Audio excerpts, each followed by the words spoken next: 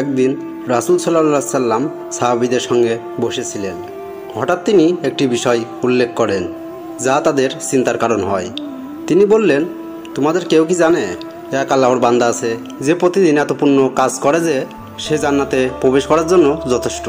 সাহাবীরা জানতে চাইলেন, হে আল্লাহর রাসূল, তিনি কে? রাসূল সাল্লাল্লাহু আলাইহি সাল্লাম উত্তর দিলেন, তিনি প্রতিদিন সকালে ঘুম থেকে উঠে আল্লাহর প্রশংসা করেন, তার দেওয়া প্রতিটি নিয়ামতের জন্য শুকর আদায় করেন এবং মানুষকে সাহায্য করতে গিয়ে কোনো ধরনের অহংকার করেন না।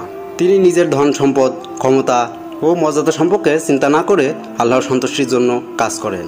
এই গল্প আমাদের শেখায় দৈনিক জীবনের কৃতজ্ঞতা এবং আল্লাহর পথে অন্তত্যাগ করা কতটা গুরুত্বপূর্ণ। আল্লাহর সঙ্গে আমাদের সম্পর্ককে মজবুত করতে হলে শুকরগুজার এবং বিনয়ীভাবে জীবনযাপন করা অপরিহার্য।